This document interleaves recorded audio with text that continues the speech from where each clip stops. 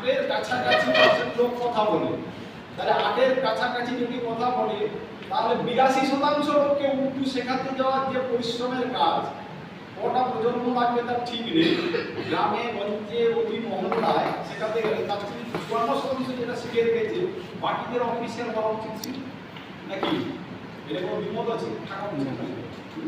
ভাষা একটা হচ্ছে জাতি, মানে আত্মসম্মান, আত্মমর্যাদার বিষয়। যেমন হচ্ছে আমরা বাঙালি কেন?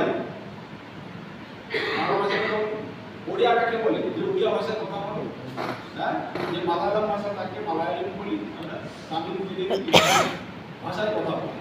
এই ভাষাটা যদি না থাকে, তাহলে আমাদের বাঙালি জাতীয় একদিন ডাইনোসরে পরিণত হয়ে যাবে। আমাদের নেক্সট জেনারেশন থাকবে। একটা ছোট্ট দুটো উদাহরণ দেখতে হবে।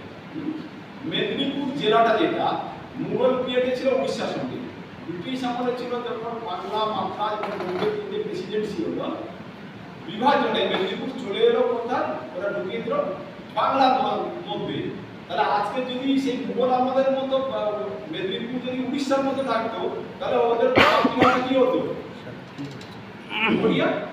হ্যাঁ, আর ঢুকে গেছে বলে বাংলা বলতে বলতে পড়তে পড়তে ওরা আজকে বাঙালি হয়ে গেছে।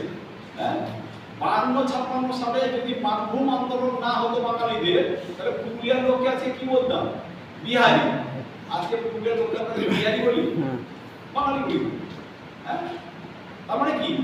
একটা জাতির জাতিসত্তা নির্ভর করে তার ভাষার উপর দিয়ে। এখানেই ভাষার গুরুত্ব, আত্মসম্মান, আত্মমর্যাদা। এর মধ্যে দেখবে আমরা বাঙালি বলে একটা সংগঠন ছিল 70-এর দশকে, সমস্ত রেলের প্ল্যাটফর্মে দেখবে হিন্দিকে সব আলকাতরাতে মুছে দেবে। তোমাদের জন্মবাদ তখন হয়নি, জন্ম পৃথিবীতে আসুন। এখন একটা নতুন বাংলার জন্য একটা বাংলা পক্ষের লড়াইয়ে রাস্তায় নেমেছে, তারা অনেকটা সাকসেস।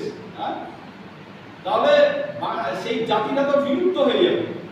এখন ইতিমধ্যে বিশ্বজুড়ে যে ইংরেজি ভাষার আগ্রাসন, আর ভারতবর্ষের মধ্যে ইংরেজির সাথে হিন্দি ভাষার আগ্রাসন চলছে, এই বহু জাতি আমরা ডাইনোসর হয়ে যাব। আমাদের 3 প্রজন্ম পরে, বেশি দিন না, আর এই যদি চলতে থাকে আগামী 50 বছর পরে যে জেনারেশন আছে, রবীন্দ্রনাথ, শরৎচন্দ্র, বঙ্কিমচন্দ্র, সে আলু কামড়ি না ফুচকাদের দোকানদার ছিল হয়তো বলে জানবে না, পড়বে না। কিন্তু কেন পড়বে? ভাষার প্রাসঙ্গিকতা কখন থাকবে? যখন যে ভাষার রাস স্বীকৃতি থাকবে। রাস স্বীকৃতি মানে অফিসিয়াল ল্যাঙ্গুয়েজ হতে হবে।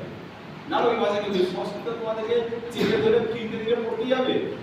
হ্যাঁ, কেন আমরা ট্রেড, এসএসসি কিংবা পিএসসি, সরকারি অ্যাপ্লিকেশন কোথাও সংস্কৃত ভাষা লাগে না? তোমরা কেন পড়তে যাবে? তাহলে ভাষাটা হারিয়ে যাবে। এবং বহু ব্রাহ্মণলিপি, খারুলিপি সব হারিয়ে গেছে। তাহলে বাংলা ভাষায় যদি অফিস আদালতে না চলে, তার শিক্ষার মাধ্যম না থাকে, ও ভাষাটা একদিন হারিয়ে যাবে। আমি হলুদ শাড়ি পরে, হলুদ পাঞ্জাবি পরে বেরিয়ে পড়লাম, আর আমার ছেলেকে ইংলিশ মিডিয়ামে দিলাম।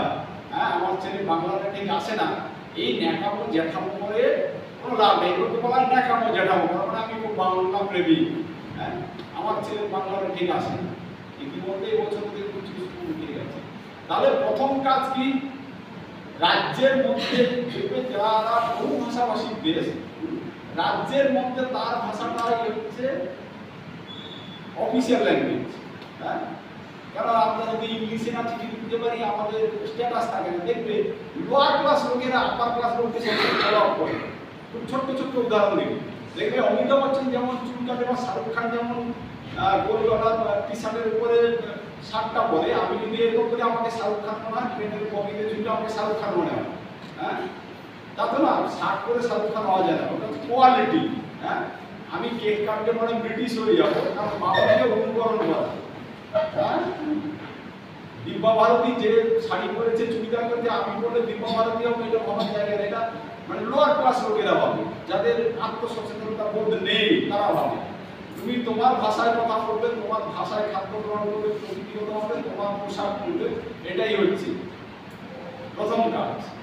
তার মানে প্রথম কাজ হচ্ছে সরকারিভাবে চিঠি চাপাটি, সমস্ত অফিসিয়াল ওয়ার্কগুলো স্টেটের মধ্যে যেগুলো থাকবে, উড়িয়ারা তার উড়িয়া ভাষা থেকে তুমি যদি ম্যাক্সিমাম লোক ব্যাঙ্গালোর, চেন্নাইতে নেই যায়, কিন্তু ওদের বাসে আসে কোনো ইংরেজি ভাষা তুমি পাবে না। সব দেখবে মালায়ালাম ভাষা, কান্নাড় ভাষাতে সব লেখা আছে। আর আমাদের বাংলাদেশে ইংরেজি চালাচ্ছি। এবার যখন ইন্টার স্টেট বা ইন্টারন্যাশনাল হবে তখন ইংরেজি শেখো, ইংরেজি লেখো। একাধিক ভাষা শেখা যায়, শেখা ভালো, কারণ তোমার জীবন জীবিকা চাকরির ক্ষেত্রে একাধিক ভাষা শেখা খুব জরুরি। তাহলে এক হচ্ছে সরকারিভাবে তার গ্রহণযোগ্যতা করে শিক্ষা ক্ষেত্রে, উচ্চ শিক্ষার ক্ষেত্রে বলছে আচ্ছা ইংরেজিটা যদি না হয় ও মেডিকেল ইঞ্জিনিয়ারিং পড়া খুব কঠিন কাজ, মানে এরা তথ্যহীন কথাবার্তা। এই ক্যাসেটটা আজকের দিনে আমি দ্বিতীয়বার চালাচ্ছি। যদি ইন্টারনেট সার্চ করে দেখো, এশিয়া এবং ইউরোপের আমি 5টা শিল্প উন্নত দেশের নাম বলবো। একদিকে Japan, China, Spain, German, Portugal. কি ভুল বললাম? ভুল? তার দেশের মেডিকেল ইঞ্জিনিয়ারিং সব কিছু পড়ানো হয়। প্রথমত তার মাদার ল্যাঙ্গুয়েজ অর ইংলিশ। আগে যারা পড়তে গেছে, এই সোনারপুরের একজন ভদ্রলোক সিদ্ধার্থ যখন যাদব ইউনিভার্সিটি পাস করে যখন জার্মানিতে পড়তে যায়, তাকে 6 মাস জার্মান ল্যাঙ্গুয়েজ, অলোকবাবু ছিলেন হচ্ছে কল্যাণী বিশ্ববিদ্যালয়ের, যখন জার্মানিতে পড়তে যায় 6 মাস তাকে জার্মান ল্যাঙ্গুয়েজ শিখতে হয়েছে, তার সাবজেক্টে পড়তে হয়েছে। মানে কোর্সের সাথে 6 মাস অ্যাড করে ক্লাসটা করতে হয়।